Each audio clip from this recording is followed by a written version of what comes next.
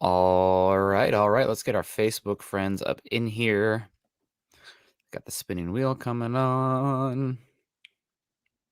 There we go. Welcome in, guys. It is Thursday morning. It's like, what day of the week is it? God, is it Wednesday? No, that's Falcons. It's Thursday morning, May 19th, and it is 7:33 a.m. A couple minutes late. We were just talking a little Chelsea and giving a shout out to Kim Becker, talking about her show yesterday. Make sure if you guys haven't listened to that, turn back and listen to that. But welcome in, Broncos for breakfast, and we're gonna talk a little bit of Broncos players today. How you doing, Scott? It is. It sounds like it's gonna be a hot one there. Yeah, I'm doing well. I broke out the whites today. I was afraid of what it might do on the camera, but I think it's working okay. But when it started to be above 90 degrees and Chelsea's playing, we're gonna wear the white kit. I always said this one was kind of an age check.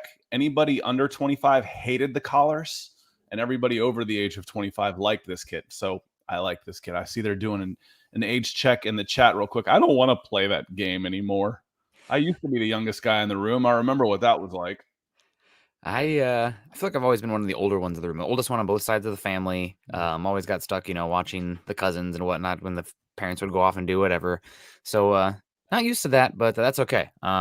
Is what it is. Somebody has to be the adult in the room. That's probably why I ended up always being the mom of whatever household I lived in college, in the whatever group of fraternity brothers I was living with. But something saying Nick is 100% going to say Josie Jewell to the topic here about underrated Broncos. Yeah, maybe. And then Ethan, I'll say most overrated Josie Jewell. Maybe I think he's underrated because of how much Ethan disparages him. Luke Wright coming in saying good morning, Nick and Scott and Broncos country. Win the day, absolutely win the day. Let's win the Thursday so we can get on to Friday. God bless. Joe Webster saying controversial answer, Randy Gregory. We'll get to that in a bit, guys. Clee always cracks me up. Jacob Bobenmeyer for his answer. How about Jojo Dunbar? The Broncos signed like a small fullback tight end from. I said Pat Shurmur for offense, but I got booed and hissed and all this. So that's not what you want. That's we don't talk about Bruno.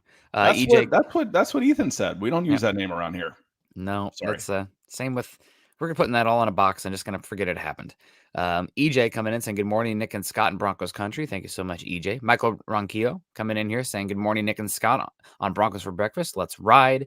Bama X is in here. Joe also saying we're the GOAT. Thank you. I also shout out yesterday from Ryan on Twitter saying what's your favorite podcast show, and he said that Broncos for breakfast was one of his favorites, and he always comes away feeling a little more smart. So I think that says more about Ryan, where he's starting it. And the best way to make fans is to disparage the guys who compliment. No, it's Ryan. We appreciate that if you're listening. We also got Diamond saying, "Where's my food? What are we eating?" I thought you were supposed to bring donuts this week, Diamond. What's going on? I got the coffee. I got plenty of coffee. I promise you that. So come on over. I'll pour you a cup right out of the French press. Actually, this one's still too hot to drink, so I can still share. This one's ready to go. There's at least a shot in there left. Looks good. I didn't drink coffee until grad school, like an idiot. I was later than that. I actually didn't drink caffeine from like age 25 to 35. And then read that, caffeine's actually a good appetite suppressor. So when you're working out of the house, it's real easy to snack all damn day. Yeah. So instead of that 2:00 snack, I go have a second cup of coffee. So it helps. Oh man, that's good to know. Maybe that's why I've lost weight since college. Maybe it's all the beer that I stopped drinking, but it's morning all. Hope you all doing great from CC in the house. Kayleon Green's also in the house. Good to see you. Dom, good morning, Nick and Scott and Broncos and Broncos country. Denver Broncos for life. Falling Sloth saying howdy from the drive time. Good to see you. And you looked like you were pulling one up too. I accidentally clicked over you. I wanted to hit Jacob, the silent one, coming in with some big stars, and Andrew Lampy also coming in with some big stars. So support right out of the gate on Facebook.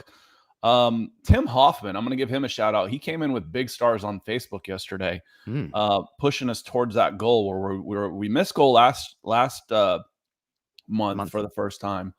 And but Tim Hoffman coming in, and then Andrew and Jacob coming in, getting us kicked off today, because there's 2 shows today, obviously. Yeah. There's Broncos there's 2 shows almost every day during the week now. Yeah. Broncos for breakfast, and then the Huddle Up tonight. So kicking us off right. Yeah, absolutely. And Jeremy says Broncos for breakfast is really starting to cook, and I think evening people are catching on. And Broncos for breakfast, the most underrated podcast, Broncos podcast, period. Well, that's really nice of you to say, Jeremy. We appreciate that. Jeremy Bale's also coming in saying, "What's up? Go Broncos." Good to see you, Jeremy. Greg Smith, always love to say hello to Greg Smith as well. And Kayleon, I think I already said hello, but I always like to see Kayleon going on here. So, yeah, let's get into it. We're talking the most underrated Broncos here. And what spurred this was there was a PFF article just less than a week ago where they listed the 32 teams and the most underrated player on each team. And shout out to PFF for doing stuff like that. Easy content. God bless you. Good things to talk about and write about. It's good for them. We're all going to link it back to you and send you over to PFF, and it drives traffic for them. It lets us specialize on a team-based type of thing. So it's good for everybody. So thank you. Yep. Thank you, PFF. And hopefully we are able to send you a little traffic with link backs too. 100%. No, at Kendell Valenzuela, who was on our show for the Mile High Insider, said that she really liked that as well, that we tend to do that I tend to do that. So shout out to her. She actually is moving on to another site, Fantasy Pros, I think. But good for her. That's this business, right? So moving on here. Pro Football Focus article from Sam Monson, who's up there in Pro Football Focus, listed the most underrated Bronco player as, surprisingly to me, Justin Simmons. And he said that Simmons is one of the very best safeties in the game.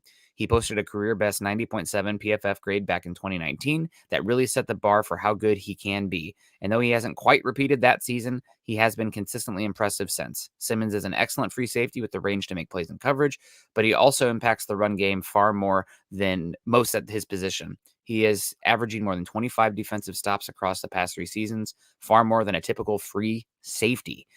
So Justin Simmons being most underrated is interesting to me, and maybe this is a situation of being too close to the team itself rather than a national perspective.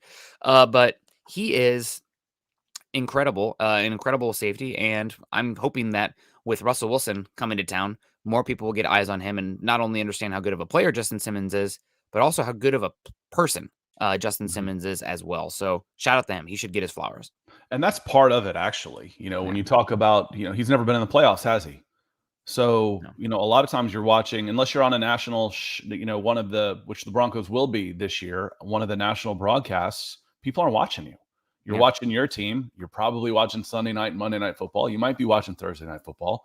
That's it. I'm not going out of my way to watch the Broncos play a 500 team that's not going to make the playoffs. So he has been toiling away in relative anonymity. And I'm going to look at this and say, he's a Pro Bowl caliber safety who has made the Pro Bowl that didn't make the Pro Bowl. So from a Nationals perspective, he's not on the tip of everybody's tongue. He's not the guy that people are talking about. And he's got a chance to do that this year, and he should embrace it. Yeah. No, it's 100%. And not only with Russell Wilson coming to town for Justin Simmons, and underslept and underrated should be the tagline. Just a working man over here, caffeinated. Yeah, we can get that in there somewhere too. Definitely over caffeinated. God, I chug a cup when I wake up in the morning because otherwise I have a hard time. But no, it's good. Thank you so much. We appreciate that, guys. Really nice, kind words. But Justin Simmons, back to Justin Simmons. I wouldn't say he is underrated for the Broncos nationally. I mean, he's a 2-time All-Pro player. He's one that the Broncos keep pushing out there before Russell Wilson as like the face of the franchise. But he should explode this season from the situation around him. Last season, he had multiple things. The last 2 seasons, honestly, he had multiple things going against him. Number one thing for the last 2 seasons was the anemic offense. We'll just call it as it is, that other teams were not respecting. I go back to the Bengals game last year. The Bengals were averaging like a turnover and a half a game up to that point. And like, okay, the Broncos should be able to, take the ball away a few times. Bengals just sat on it. They did the water boy thing where, they're just kneeling it essentially because they had no respect for the Broncos offense. So therefore they just, how you like my new offense? Yeah, God. So that should be better this season because the Broncos offense should be improved to the point where there's going to be more times, especially in the third and fourth quarter, where teams feel like they have to play keep up. They have to press the envelope a bit, push the ball vertically, and put the ball in harm's way some to get more explosive plays. That should be good for Justin Simmons, who is got a nose for the football. So I'm excited for that. Go ahead. It's going to be an attack-minded defense, and it's going to be much more fun for everybody. There's going to be some. At the very worst case, it'll look like the first Vegas game last year, the Raiders, where Derek Carr averaged 25 yards per completion or something ridiculous. Yeah, that's the worst case scenario. The best case scenario is you might give up more big plays, but you're going to have more big plays. You're going to have shorter drives. You're going to have more turnovers. You're going to have more sacks. You're going to have more explosive plays on defense. And again, you might give up a big play here or there. okay. But man, I'd rather watch that than watch this 6 yards on first down, 3rd and 1, first down, short pass, 2nd and 8. It's just these 12, 13, 14 play drives that are just, they're numbing, and they win games for sure. That's how you beat the Denver Broncos last year. Just take your time. Take your time. They're not going to come after you. I'm going to methodically move my way down. They're not going to score on me. I get 21 points. I'm probably going to win. Yeah, 100%. And we had Luke Wright coming in saying most underrated, Justin Simmons. And then he also said, I knew it. Well, it wasn't the title, or not in the title, but in the bodies. But we'll pretend you didn't read that far down. And Jeremy coming in with a little bit of heat here saying Simmons is a bit overrated. That's because people think he is the best safety in the league. That might be a Denver perspective. Like I said, when I think underrated, there's so many ways. And that was one of the questions. I think it was Bama X that said, how are we talking about this? And there's different criteria. Yeah. So, when I have my answer for defense, you guys are going to be like, what? And I'll explain it. Yeah. I'll explain it. Absolutely. So we'll get back to Jeremy's comment here, because where does Simmons rank is an interesting thought as well. Glenn Hare over on Facebook saying, got my tickets for week 3 against the Niners. Awesome. That's going to be a great game. I'm excited for that one. That should be a fun one. Lifelong Broncos fan. This is my first game at Mile High. Can't wait. Can't wait. Unlike Nick, Broncos have won every game I've been to. So hopefully that doesn't change. So Nick's giving you his tickets to the Seahawks game. So make your plans for Seattle, because Nick's giving you the tickets. Seattle is beautiful in September, and with the La Nina that we've had this year, I'm thinking that our chance for wildfire smoke has gone down a lot. So we'll take that. You never know, but we'll take that. September should be great. Gary Leeds Palmer coming in with the support over on Facebook. Thank you so much, Gary, pushing us towards our star goal for this month, saying good morning, Nick and Scott. Good morning, Broncos country. You guys are the best. Go Broncos. Let's ride. We appreciate you, Gary. No, you're the best. And then also Mark, man, we got the heavy hitters. That's why I was you're as plural. You, y'all, all y'all. Y'all is the most inclusive word. I love it. It makes sense. It's, yes. I mean, you mean you or youans? Just all y'all. I also really like folks. There's something whimsical about folks. Y'all folks. Mark Schrader, good morning to you. Ethan Olsen, I forgot to say good morning to everyone. Just chimed right on in on the topic. You chimed in to just tease me. No doubt about it. In, throwing out your hot takes. Hello. Mooma. Got Heath Holmes coming. Good morning, Nick and Scott from Wisconsin, listening in from enemy Packer territory. I wouldn't call the Packers enemies, but you are an enemy Badger territory. So that's one for me. That's I have Badger envy, no doubt about that. Oh, but I also wanted to say hello to Tall, Dark, and Mexican, saying, what's up, fellas? Catching y'all at the airport, heading to Mexico for some hitching. If that's your hitching, then congratulations, or somebody close to you. Then shout out to you. Appreciate the work y'all put in. Let's ride. Hashtag Atwater's Army as well. So that's awesome. And Glenn saying, Nick, I'll fly out to Seattle. Just let me know. Yeah, those tickets, I think they're the most expensive tickets in the entire NFL this season. I think I read that week 1 Denver at Seattle is the most expensive ticket. So I felt a Sunday night game too, right? Monday night. Okay. Monday night, week 1. Yeah, that'll be a fun night. Yeah. Yep. I'm already dreading having to stay up that late. Yeah. I mean, God, I'll be there. I'm dreading trying to get out of there. Then we turn around to Broncos for breakfast the next morning too. Oh man, I just won't sleep. It's all good. Corey's saying when I went to Seattle, beats working for a living. That's what I always say. It beats having to work for a living. It's, talking sports. Okay, I'll stay up late and get up early. Exactly. That's what exactly. People are like, oh, you wake up and do a show at 6:30. I'm like, I get to talk football at 6:30 in the morning. Like, I'm blessed. Corey Johnson saying, when I went to Seattle, everything smelled like fish. I'm sorry about that. I'll make sure to shower next time. Boy, you really don't want to go walk through the streets of Manhattan in the summertime then. Yeah, God. You'll be wishing it smelled like fish. I actually, quick story on this. Cigarette smoke used to drive me berserk. The smell of cigarette smoke used to just trigger me for, I don't even like that word. The word trigger triggers now, but I used to just hate it. The streets in Manhattan smell so bad that I actually began to appreciate the smell of cigarette smoke that would cover it up. So now I smell cigarettes. I'm like, that's nice. It's crazy. So anyway, Seattle's not so bad. If it all smelled like fish, there's other places to go. Yeah. God, now you got me craving some salmon. One of my favorite restaurants out here. I'll give them a free shout out. It's out in Ballard. Actually, Natalie and I were out here, my wife, after we got engaged and had dinner at Ray's Boathouse. It overlooks the Puget Sound. God, they have incredible fish. So beautiful spot. Up early there, so I'll walk from the market all the way down basically as far as I can go 2-3 miles in the morning while the sun's coming up over the sound. It's pretty nice. Seattle's a very good walking town. Yeah, it is. Yep, 100%. So moving along here, back to Justin Simmons. Listed as underrated. That's a little bit surprising to me. But where do you think he does rank as far as the top safeties in the NFL? Kai's I don't know the safeties enough. Let me see let me get some names. I don't know the teams well enough to get into that as far as saying, oh, that guy or this guy. I'm not good enough at that yet. Give me another year or two and we'll be all right. But at least one more year. But I don't pay attention to enough of the rest of the league. I quit playing fantasy football for that reason. Like, I don't want to be watching the 1 a.m. game on Monday night to see if my backup tight end picks up 3 extra points for a Tuesday game. I want to go to bed. I've already watched 17 games by now. So, but now that I don't watch college as much anymore, I can pour myself more into the NFL thing and get an idea of who is whom. Yeah. For me, 2 names that come to mind immediately that I would put over Justin Simmons.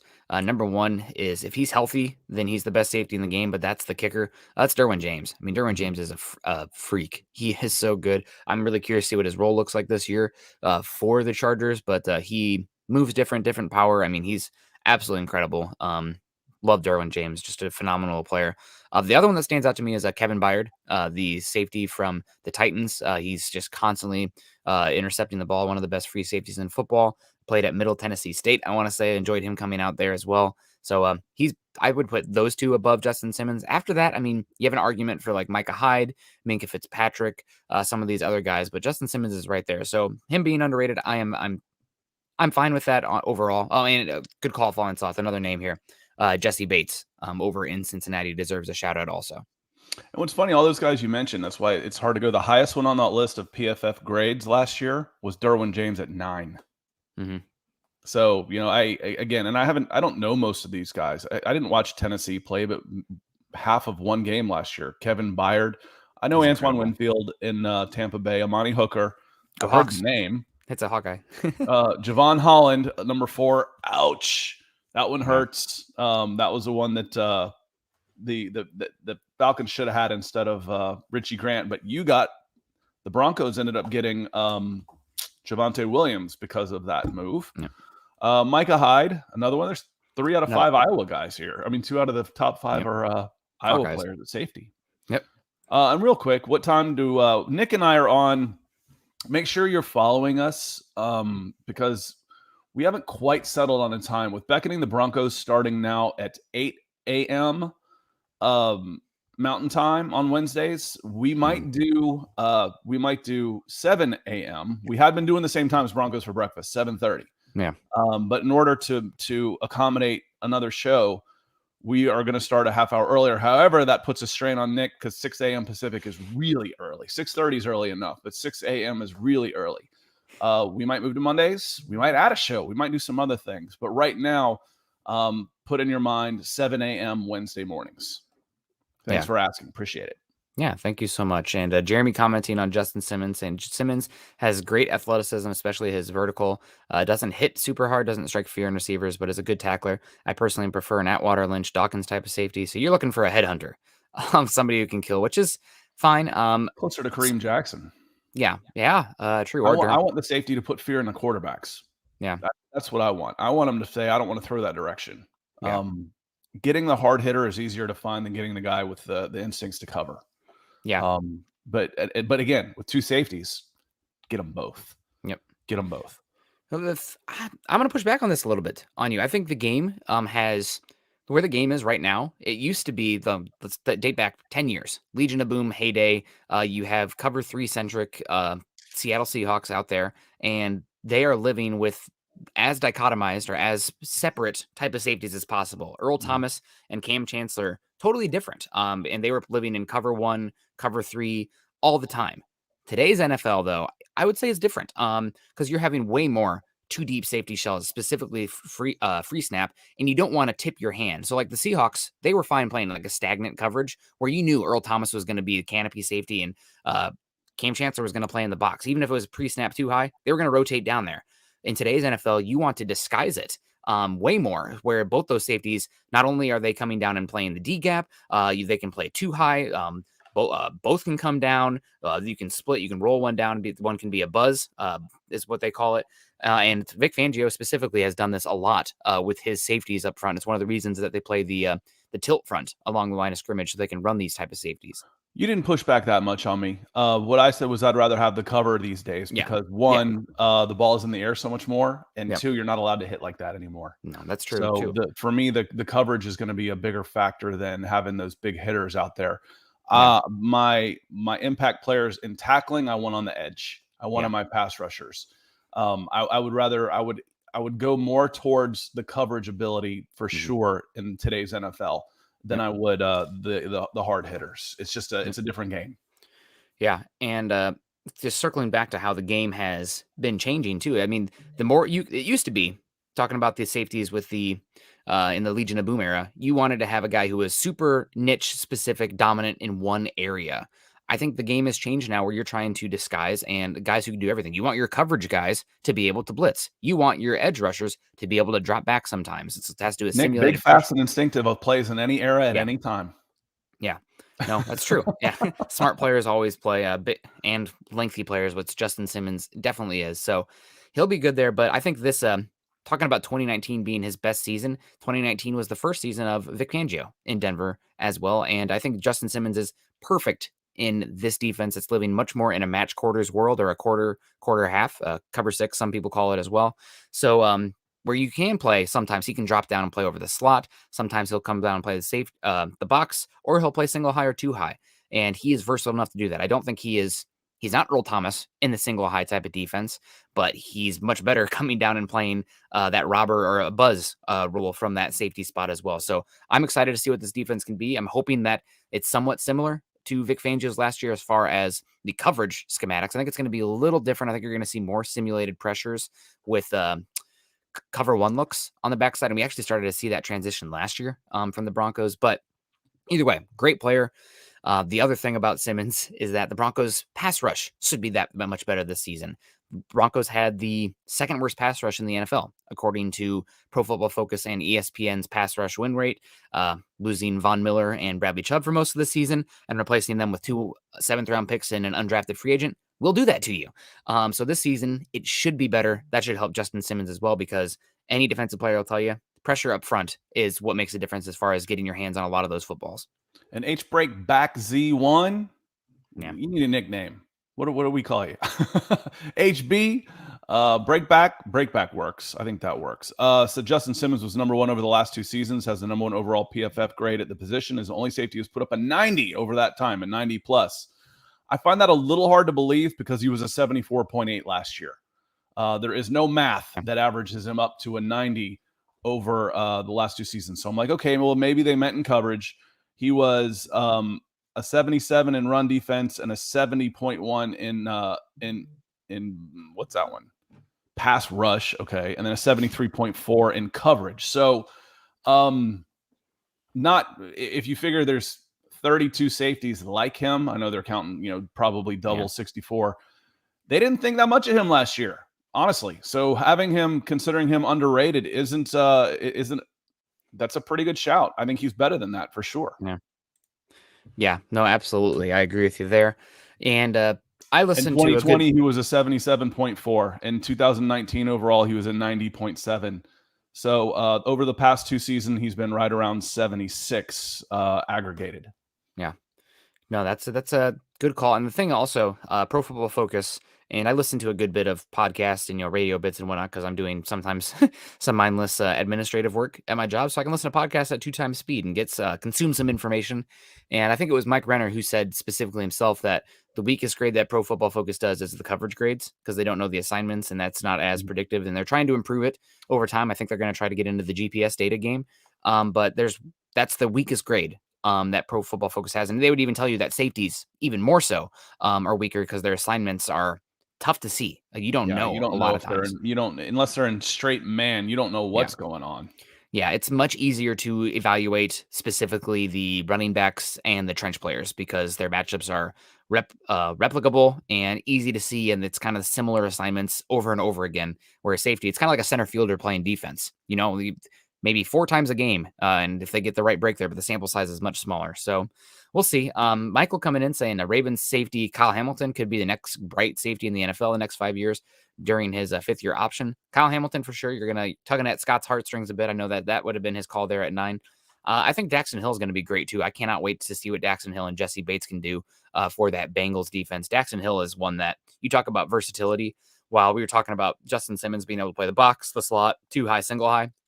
I don't know if you want Daxton Hill so much in the box per se, but he can play boundary as well. He's that level of athlete.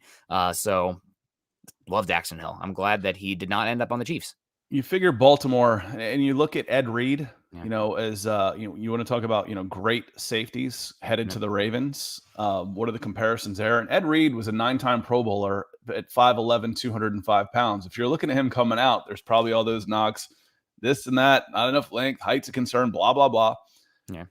Kyle Hamilton's got all that in spades. I mean, he's 6'4", if I'm not mistaken. I mean, he's light outside linebacker size, about 6'4", 220 pounds. So he could be a flat out difference maker because he's got the athleticism. He's not the fastest guy in the world, but he's fast enough. Yeah. And he could be a lot of fun to watch. And somehow those guys keep going to the Ravens. How do the Ravens keep having these awesome defenses? Well, because you got the Lions and the Falcons passing up game changers for wide receivers every year. Yeah. Yep. And then pissing off Lamar Jackson, but it tends to work for them. Kyle Hamilton will be great. Also, we have Jay Valentine saying Tim Patrick always going to be underrated. Hopefully not always, because that means that he's not dominating in the league next year with Russell Wilson. But I don't know if I would say Tim Patrick is overrated for Broncos country anymore. I feel like he's talked up as much as Cortland Sutton, and I hear people talk about Tim Patrick more than I hear them talk about Cortland Sutton. And I think Cortland Sutton's the best receiver on this team. So if anything, I think Cortland Sutton's now become the underrated player. Tim Patrick has the underrated label because he was an undrafted free agent, kind of kicked around the league and la. But Broncos country, you guys bring him up enough that I don't know if I would categorize him as that. And even they bring him up as the way even when the national people talk about him is like they have Cortland Sutton, they have Jerry Jeudy. Tim Patrick, don't forget about him. So it's like a bit now that he's underrated, and it's become to the point where I don't think he is underrated anymore. Yeah, and hopefully, again, always, he puts up a 1,000-yard season. Nobody's going to talk about him being underrated. So we've talked plenty about Justin Simmons and PFF's choice. So who's your choice for on defense for underrated? On defense, well, I had 2 defensive players that I wrote an article.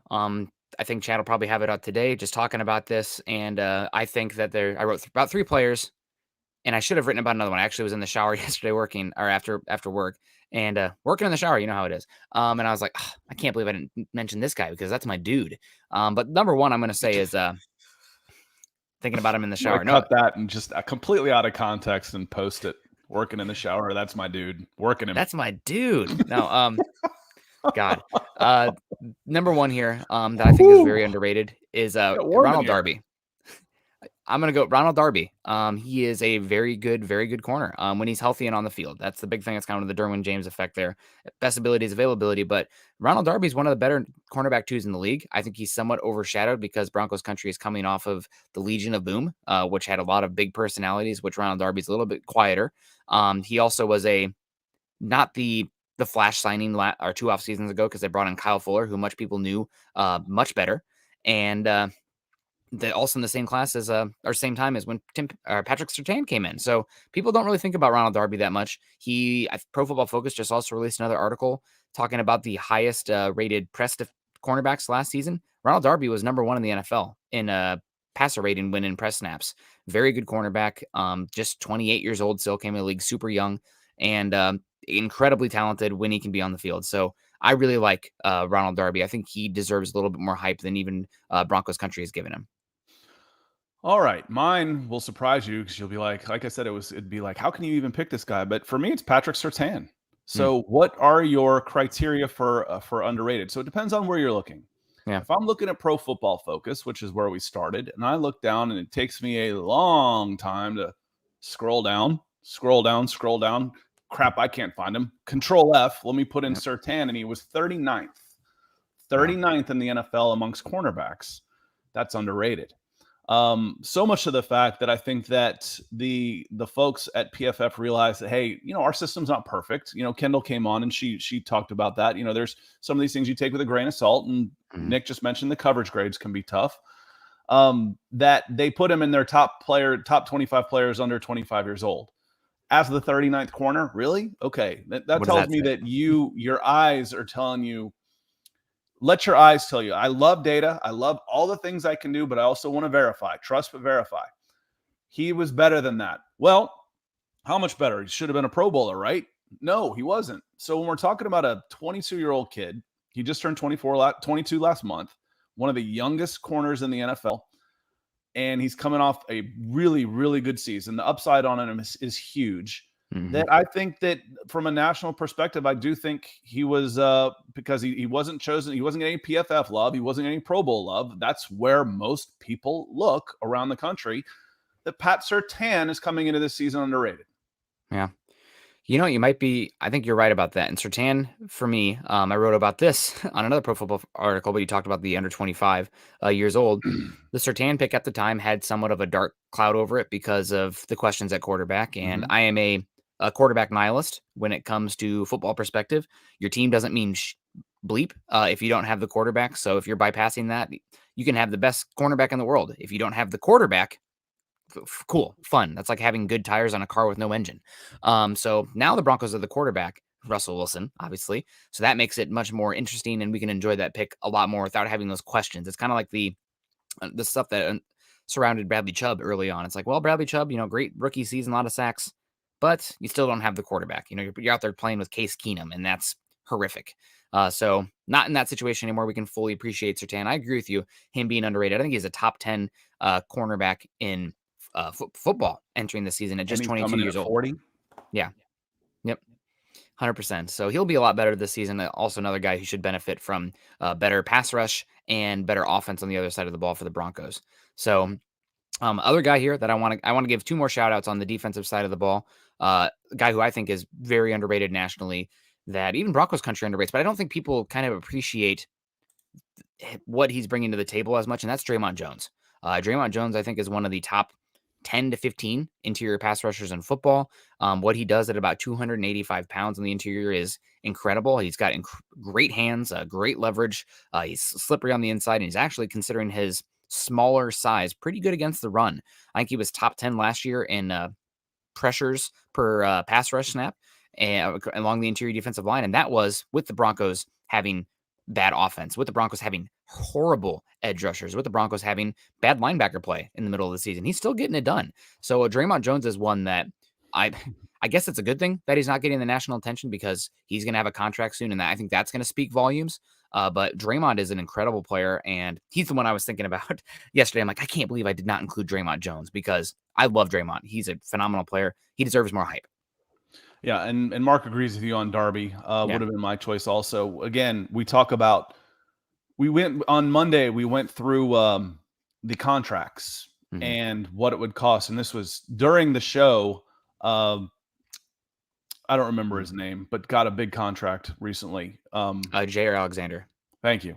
Got a big contract at over $20 million a pop. And we were talking about who could be contract casualties. Ronald Darby is worth $12 million a year if he's playing at that level. So even though he's got a small dead cap number, which makes him vulnerable, his salary is not completely out of the question. If he's playing at a decent level. A $10-12 million a year cornerback is worth it for a good number two, especially with Surtain will still be on his rookie deal. So I think he may have come in. He may have been a victim of expectations a little bit, because I don't think he played that poorly on the whole last year. Not like Fuller. I thought Fuller got off a really rough start, and there was no talk about him bringing back Darby. I think Darby's got a good chance to come back. So thank you for the support, Mark. Thank you so much, Mark. Darby's great, and the thing about the contract that you bring up there is it gives the Broncos leverage for renegotiation. Sure. He has very little guaranteed money, so what do? You tack on an extra year, you lower that cap hit a bit to give yourself some flexibility, and then you move forward with him for an extra year of control. I know that he is approaching. He does have an injury history, so you want to see what this year looks like first. Also, he is approaching that 30-year-old mark, which is horrifying for a cornerback. Unfortunately, I can't play I never was going to play cornerback in the league, but now I'm 30, I'm useless. But definitely, he's a really good player. Deserves some hype. I know what I was going when you were talking about Draymond Jones. I kind of went off on my Darby and lost my train of thought here. Totally. Draymond Jones, you hit on it. I'm just going to reiterate and give another example. He was the edge on the outside of him wasn't as good as you'd hoped. You didn't have the Von Miller, Bradley Chubb, Pro Bowl type of contingent on the outsides. Yep. Mike Purcell was paid less than your freaking specialists, next to him. Yeah. So Grady Jarrett, who just got a big contract in a similar position in a 3-4 with the Atlanta Falcons, there was a clip of him when he was mic'd up and he was triple teamed. And Grady comes up and he goes, "Damn, y'all don't have anybody else to block?" And my immediate answer was no, they don't.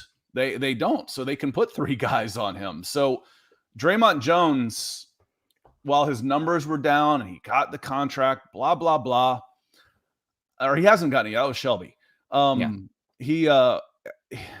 think we're going to see a different Draymond Jones this year. I think he was a victim of, it is tough. Being an interior lineman in a 3-4 is a son of a gun position. It's a blue collar position.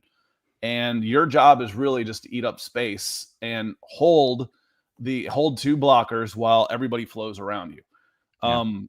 He can do more than that. And I think if Chubb's healthy, you get Benito coming in as a specialist, Randy Gregory on the other side, that we should see more from Draymond Jones. That's a good shout. Yeah, and I'm really excited to see what Broncos, we talking about it, but even like the Broncos on 3rd down had not very good down and distance, so they couldn't get in anything exotic and let him, pin his ears back. They had to kind of play the run to the quarterback, like really gap integrity with the run defense first, because the Broncos were having to play against the run because they didn't have leads, and they had a lot of 3rd and shorts that they were going up against last year. Hopefully not the case this year, but we'll see. Max Power coming in saying most underrated is Jonas Griffith, in my opinion. There's not enough out there for me to say that Jonas Griffith is underrated, but I will put him in a different category. Dark horse. I think he's a dark horse this season for somebody who could become an impact player that, could end up being the linebacker too, depending on what they want to do with Baron Browning this season. So definitely could be underrated, but I don't think there's enough out there for me to categorize him as underrated yet. Put him as because I saw Quinn Miners was mentioned earlier, and I don't think he's not underrated. He didn't go. He played like a rookie last year, a good rookie. But I think of these guys as candidates for breakout players, not necessarily as being underrated. But you know how I feel about Jonas Griffith. He's huge. He's 6'4". He's probably knocking on the door at 250. He's listed at 240, I think, last year. Can run sideline to sideline. I like him. I like him a lot. And at very least, this guy is a wrecking ball on special teams, for God's sakes. He should have a job with the Denver Broncos for a long time if he keeps progressing. I liked what I saw last year.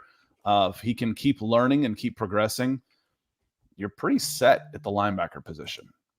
You're 100% correct in that.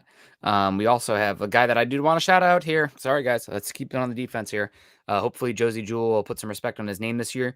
Josie Jewell got a 2-year, $11 million contract and was one of the first players the Broncos brought back, and even the new coaching staff coming in is raving about him as a player and whatnot. So Josie is underrated by the fan base, Ethan. But he's never going to be incredible, but he is Mr. Consistency out there. His biggest thing is, can he stay healthy? But he's never in the wrong position. He's the signal caller on the defense. And why does Josie Jewell have a really high coverage grade for PFF?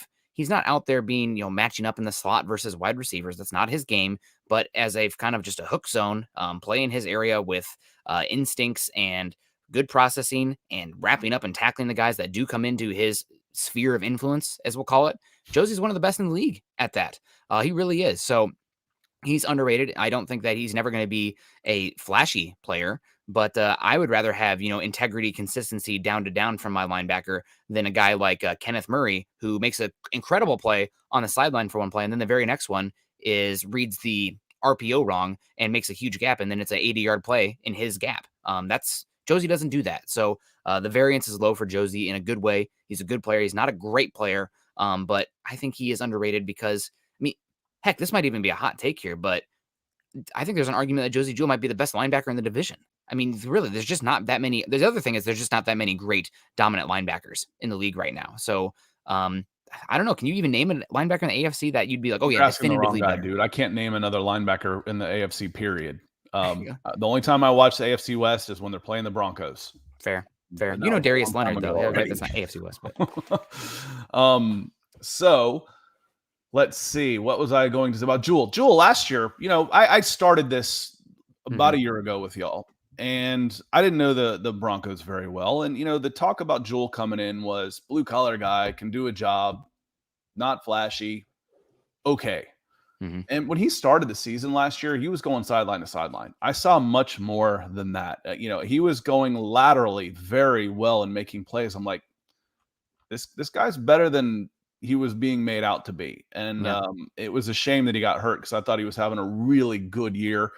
And I'm glad he was taken care of. I think, he came in the neighborhood of where he should have been. Maybe he gets a few extra million or two more if he plays, but he's a $5 or $6 million a year inside linebacker, and that's good money for him, and he can do a job. And luckily, not lucky, there's nothing lucky about tearing a pectoral, but it wasn't a lower body injury that could affect his limited speed and athleticism anyway. So he should come back as good, if not better, than he was last year. Yeah, and I mean Josie Jewell, the thing that stands out about him is his 3-cone. His change of direction was like 97th percentile at the combine. You find your athletes with the shuttle, the 3-cone, vertical jump, vertical and broad jump. The 40 is overrated. Okay, he's fast, but you don't know. There's a bunch of fast guys. You're not going to know a whole lot about somebody based on a 4.4 40. And at the linebacker's position specifically, we said it on here, but it's a head up position first before the athleticism. Anything as far as the size and the athleticism, obviously you want it, but if you are not instinctual in processing, you're not going to be a good player. It's kind of like a dumb quarterback with no accuracy. Oh, he's got a huge arm and he's a big athlete. Okay, but he can't read the field for bleep, and he's turfing it every other play. Like, you got to have that other stuff first, and then everything else is nice after that. I always said a step of anticipation was worth a 1/10 of a second on a 40 time. So and that's good for your inside linebackers. And for me, my number for middle linebackers was 4.8. If you could beat 4.8, it's a little bit different now, but you'd see guys that could play at a very high level who had 4.8 40s. What was their size? What were their instincts? What was their attacking ability? What was their toughness? All that type of stuff. But that was we talk about thresholds. I wouldn't look at a guy over 4.8, but I would look at a guy 4.79 and below. So that was my threshold for inside linebackers. Yeah, my biggest complaint about Josie Jewell coming out, honestly, it's not the athleticism or anything. I just wish he was a little bit bigger. He's a little bit smaller, 6'1", 234, which is okay, but I'd rather have a little bit more length there so that way you can be a little lighter or play less linebackers up front.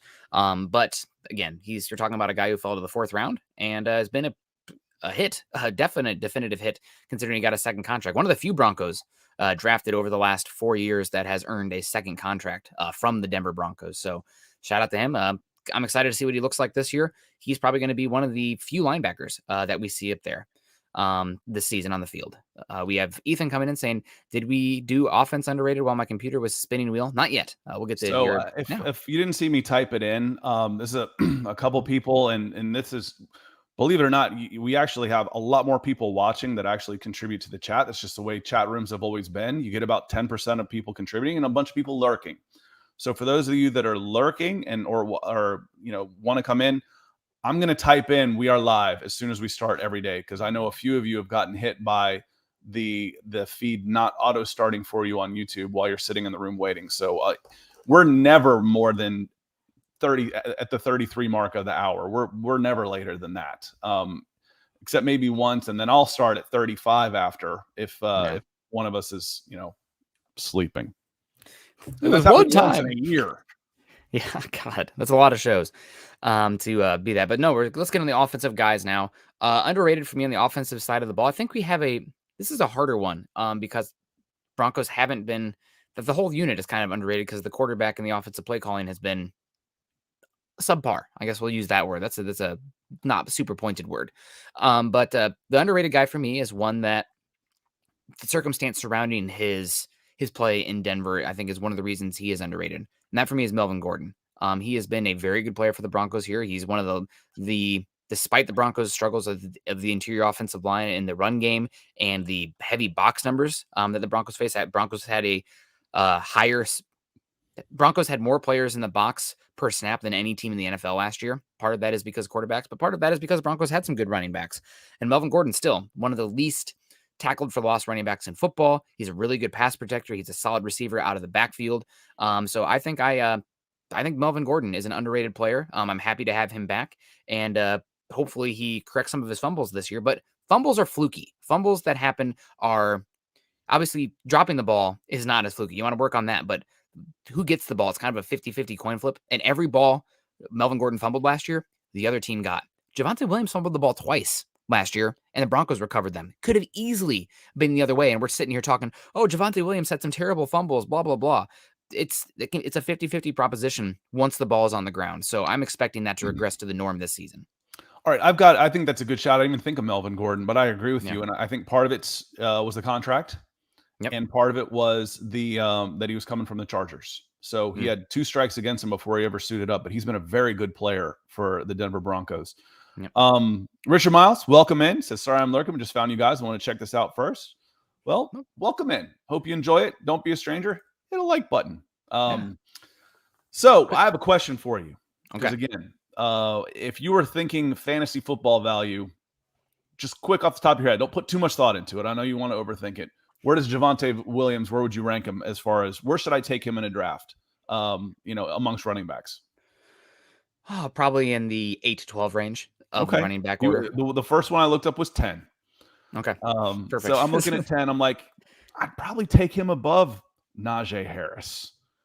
I'd probably take him above Alvin Kamara this year. I'd probably take him above Christian McCaffrey. All 3 of those players were above him on this list. I'm like, well, that's underrated to me. This will be a breakout season for him where you'll be lucky in a keeper league. If you can get him 10th, which might put him in the second round for you, get him. If you are in a keeper league and you don't have Javonte Williams and he's right there in the second round, draft him. Yeah. Because that's as low as you're going to get him for the next 2 or 3 years. So for me, I think he's a little bit underrated, underappreciated. It's such a flash in the pan. It's like the star burns brightly and then burns out. These running backs burn white hot, and then they burn out quickly. That I love the idea of the running back split, of having a bigger room and making sure that Javonte Williams is fresh and ready when you need him the most in crunch time, down the stretch, playoffs. Ride him 25, 30 carries a game come playoff time. Fine. Or in a must-win game to lock up a bye. Hey, we're going to give you an extra 10 carries this week, and you're going to have next week off. Okay. So I think Javonte Williams is a little bit underrated because he had a good season. It's not like he was toiling on the lines of scrimmage or a reserve linebacker like Jonas Griffith, guys that we think can be dark horse guys. He carried the ball over 200 times and had, close to 900 yards? Somewhere in that neighborhood, and he could be a 1,400 yards back this year, which would have put him second in the NFL last year. Yeah, I think for fantasy football specifically, if the Broncos didn't sign Melvin Gordon, we'd be talking about Javonte Williams top 4. But it's because of the Melvin Gordon vulturing touchdowns, especially is a big one. 1,800 yards between them, I think. Yeah. Well, okay. Let's say you're going to have the ball more often. This year, you're going to have more plays on offense, and let's take that 1,800 and move it to 2,000 yards between them. Okay, yeah. I think that's doable over 17 games. I think that split at worst becomes 1,200, 800 at worst. Yeah. I don't disagree. I just think that for Williams specifically, the reason he's at 10 is because of Melvin Gordon. And the thing about the running backs, too. It came in last night, Nick. One of the questions, like in a 17 game season, how many 2,000 yard rushers are you? We only had one guy go over 1,300 yards last year, just one. Yep. Jonathan Taylor, and he was 600 yards ahead of the next guy. He was at like 1,800, and the next guy was at 1,250. So it was 550 and change. So the 30 carry a game running back is gone. Hell, the 25 carry a game running back is gone. But 20 carries a game, 17 to 20. If he stays healthy, you're talking an extra 120 carries. That's 500 yards. Yeah. But I'm again coming back to Melvin Gordon as my underrated guy, and you're kind of making a point here, and I can see it in the chat as well. Another reason Melvin Gordon is underrated is because of not just the contract he got, but the circumstances of the other running backs on the team when he has been here. First, Melvin Gordon has signed a big contract when local legend, former CU buff Philip Lindsay's here, and that is seen as a insult to Philip Lindsay. A lot of people bought into the narrative. Hindsight has told us it was the right move too. Oh, absolutely. But that's I'm talking the fan perspective here. And a lot of fans thought Philip Lindsay was an incredible player, and he has some limitations, and we'll get into this in a second, Richard. Also, awesome picture of an eagle there, Richard. I saw one at Green Lake the other day. I can actually see. I think it's an eagle. I hope it's not your wife. That's an inside joke there. We had that one. He's new. He won't get that. Let's not make wife jokes yet. That's a mama joke. Yeah, God, what a beautiful bald picture you have there. That's my wife. Oh God. No, so Broncos had brought in Melvin Gordon when Philip Lindsay was here, coming off back-to-back 1,000-yard seasons and getting paid nothing. So that's obviously somewhat seen as an insult to Philip Lindsay, who's getting paid diddly. And then you have Philip Lindsay moving on. So you already have Melvin Gordon kind of as an insult to Philip Lindsay and his prospects on the team and whatnot. So Bill Lindsay's gone. Okay, Melvin Gordon's time to shine. Fans can finally embrace him. Nope, shiny new thing. We're trading up for running back Javonte Williams, who rightfully so is getting a lot of love because, God, he's a fun player, and he led the league last year in broken tackles, led the league in yards after contact per attempt. He's going to be great this year. I'm really excited to see what he can look like. Hopefully his patience and his vision continue to improve, but I'm excited for him. But still, that just because you have Javonte Williams, who is a better back, more valuable back, in my opinion, than Melvin Gordon, doesn't make Melvin Gordon bad. He's underrated, and I'm really excited to have him on this team this year. And the question from Richard saying here, why did Lindsay didn't fumble? Why did they trade him? Lindsay was a good back in a very specific niche, but he was also a tell every time he was on the field because you are going to have to line him up. He much better lining up with the quarterback under center than the shotgun offense, which I think the Broncos are going to play more of this year with the RPO-centric Nathaniel Hackett. Lindsay, you couldn't really flex him out. Not a great pass catcher out in the open field. I know he had a wheel route touchdown, but just overall, not very natural in space as a catcher, not a natural catcher of the football either. And God bless his heart, but 5'8", 170, he gets railroaded when he's asked to take a free rusher as a pass blocker. So you're not leaving him in there. You're not using him as a pass catcher. Guess what's happening when Philip Lindsay's on the field? You're running it. That's a tell. It's a major strategic disadvantage. So Lindsay, great player when the Broncos had him. It's unfortunate he was a 24-year-old rookie getting paid nothing because they need to really come back and figure out these rookie running back contracts because these guys are getting used and abused. But it's the system we have right now. And Lindsay's on his fourth team in just over a year, contractually speaking. So had a good time in Denver. Appreciate him while I was here. He definitely helped narrative-wise and excitement-wise during some dark times in Broncos country, but this is the reality of a limited small running back who doesn't bring much in the pass game and is as small as he is. Gary coming in and said, I always feel like I learned something after watching Broncos for breakfast. Thanks, guys. We'll appreciate you on that one. With the stars, as always, the LP. So you flatter us. I'm insecure, both insecure and vain. So flattery works wonders for me. Toyin coming in, he says, I'd rather have Javonte timeshare with Melvin and stay explosive. Yeah, I mentioned that, but I also want to get into some numbers for you here after a second. Rather than being great in fantasy football, getting a shed load of carries and burning out. So I have a question for you, Nick. Would you consider 20 carries a game too many for a running back these days that would burn him out?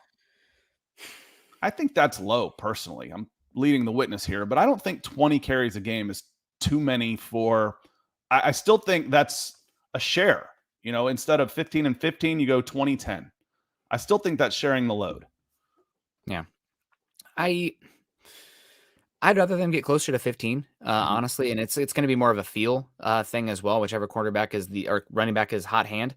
But I think instead of the carries, I think we need to start to kind of change the position. Again, we're talking about the defense starting to become positionless as far as, your edge rushers who can drop into space, your cornerbacks who can blitz, those things going on. It's the same with the running back position. So while we are talking carries, I think we need to start to change the conversation to touches. And I think 20 to 25. I consider that. The touches are usually you're maybe getting three catches for the most part. And that gets you 50 catches. That's a lot. So the bulk of your touches are still going to come as carries. And frankly, a reception, you're not getting hit by 6 guys usually. You're usually getting brought down by 1 or 2 guys or even running out. It's not, the wear and tear isn't there quite as bad. I mean, as when you're catching the ball.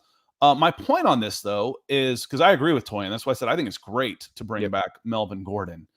My point on this, though, is if you had 20 carries, which I don't consider overly excessive. Herschel Walker had the greatest, had one of the greatest comebacks ever. He said, "You carried the ball 40 times. Are you tired?" He said, "It ain't heavy," talking about the ball. But Herschel Walker, when we talk about freaks, Herschel Walker still is a freak of nature. Yeah. But 20 carries would put him over 17 games, would put you at 340. That would have led the league last year. So if you're looking at 200, if you even knock it down to 15 carries, it's 255. And 255, let me see, 255 carries would have put you sixth in the NFL. And that would have been an extra 50 carries. If you're looking at maybe 4.5 yards per carry, I'll do 4 just for the math. That's an extra 200 yards. You're talking about 1,100 yards, rounded up again, 1,200 yards. 1,200 yards for Javonte Gordon puts him last year, 4th in the league, 4th in the NFL. I don't think that's out of the question. If he's doing that, at 15 carries, at 20 carries, you're talking about possibly leading the league in rushing yards. Yeah. So I think he is being undervalued just a little bit. I think he will. Second year, what you've got. 15 carries should be a minimum. 250 carries for Javonte Williams should be a minimum for the Denver Broncos this year if he stays healthy, God willing. Yeah, that's a good call. Other guy here that all these Broncos that are coming in from other teams, I think we can say somewhat underrated right now, but that might be just me not being I've watched all these guys in the all 22 and whatnot, but not crazy amount and not over the course of a season. So maybe I think Kwan Williams might deserve a shout out here. DJ Jones might deserve a shout out here.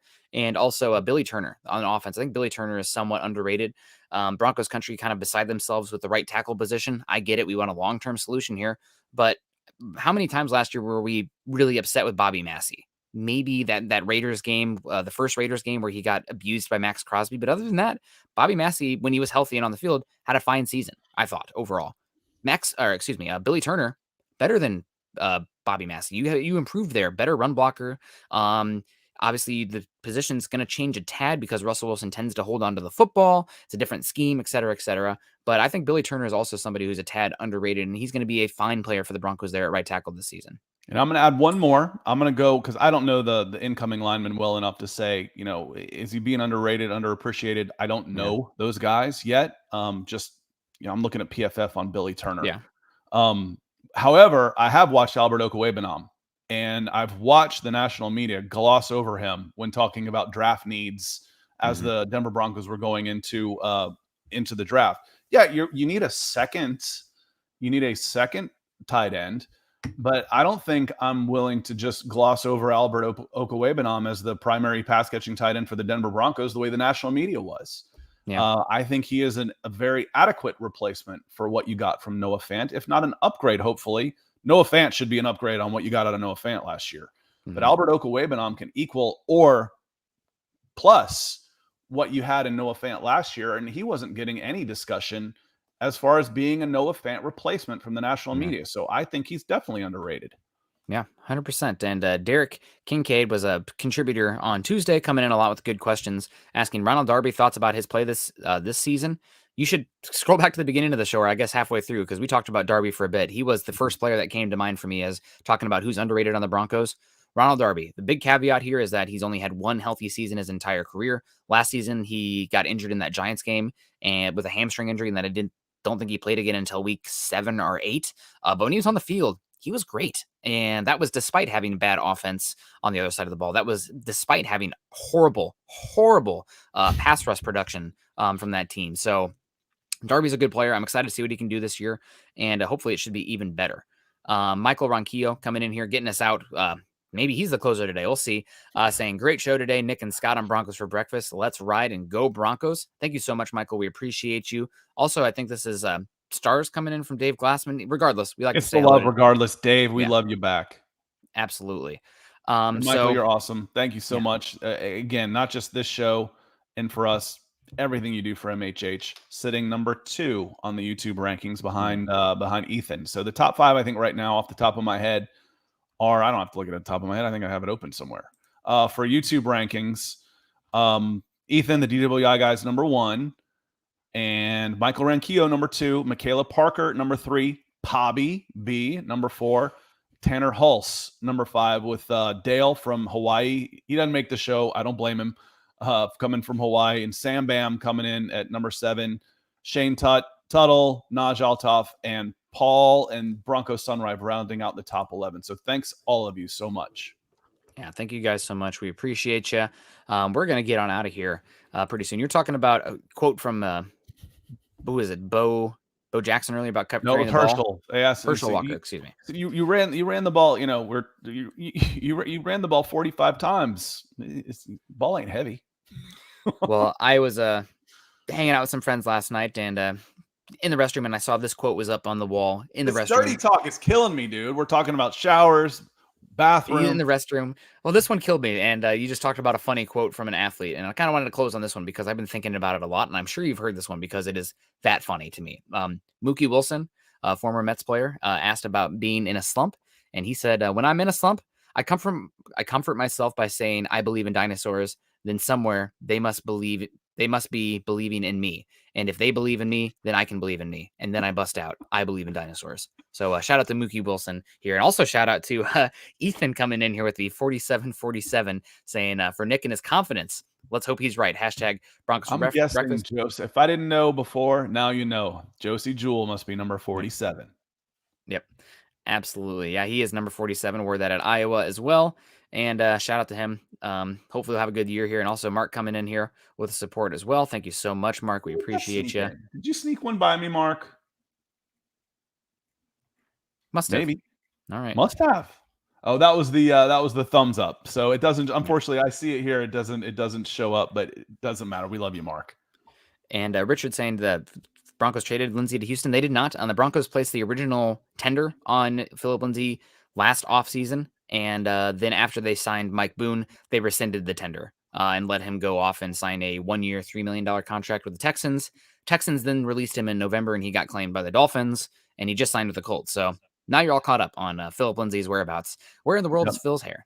And we'll see if he's got a chance, because obviously he's not going in to be the number 1 in Indianapolis. So we'll see if he's got a chance to, if he makes a roster. It'll be a battle. Yep. Nick, I think you're gonna have to have a new tagline to close us out for us. The underrated, underslept, underrated, and overcaffeinated. 1, 2, 3. I will. I'll let you guys do that. You got to work that in. I appreciate it. Maybe we can have the ticker on the bottom. But we appreciate you guys. This has been a heck of a show ride for us, and we're going to keep it going here during the off season. Tuesdays and Thursdays going forward at 7:30 Mountain Time. So make sure you guys don't go anywhere. We appreciate the heck out of you. If you guys have any thoughts on what you want us to talk about, obviously keep keeping it up in the chat there, or any overall topics.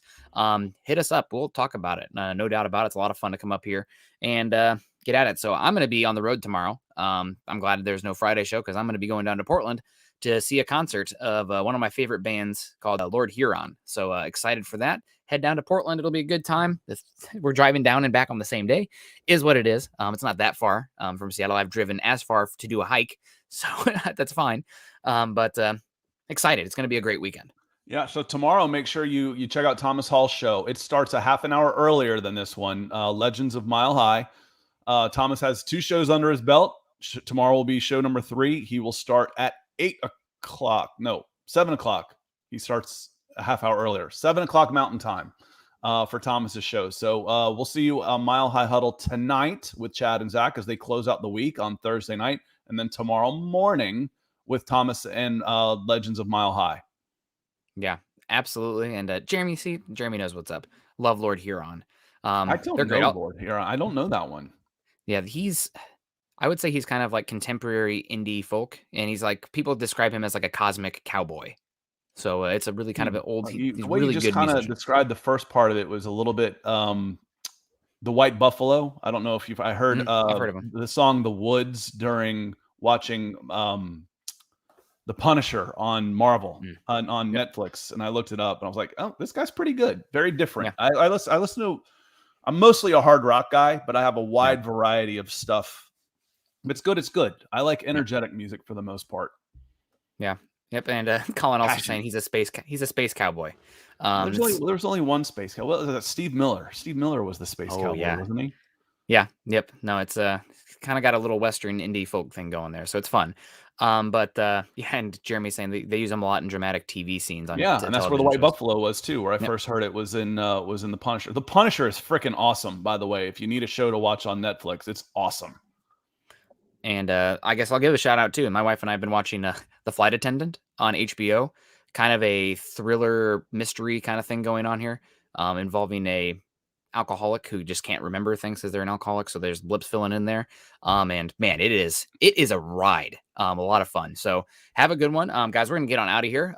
You guys have a great weekend. The sun is actually going to come out in Seattle. So we're appreciating it. Keep hoping for good sun next weekend too for me, because I got some friends coming out for a backpacking trip, and cold and wet and 20 miles from the trailhead is no way to be. So I hope that's not happening. But we'll see. We appreciate you guys so much. We will see you again next Tuesday. Make sure you're following Scott and I on Twitter. Scott is at Scout Kennedy. I am at Nick Kendell MHH. Also, make sure you're following us at Huddle Up Pod and at Mile High Huddle. We need to add the Broncos for Breakfast one in here too, so I can flash that at some point. I will. Also, guys, message from the boss man here saying we need to do a better job at promoting our gear.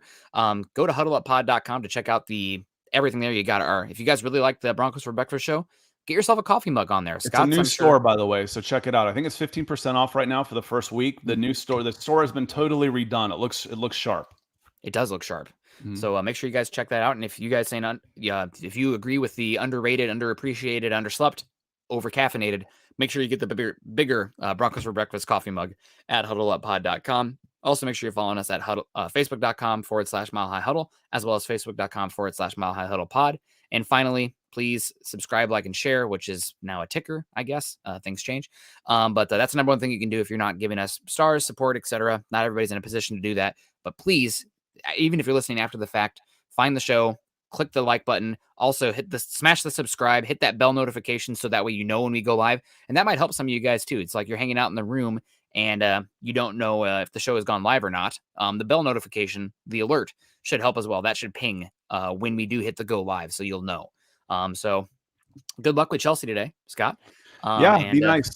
They need to ape, I think, a single point in order to clinch third for the season. There's only 2 games left, and it'd be nice to have kind of an exhibition next week as Arsenal spit the bit. But I'm all Chelsea'd up. 3:00 Eastern game. What's on Monday? We might do something Monday. This coming Monday. This if we do, it'll probably be over on my channel though, on Scott Kennedy YouTube. We might do something else. I'll probably let Nick have some of his mornings back. I might start bringing guests and previewing some games and some other teams with some of my contacts from around the NFL, like Chad was and is.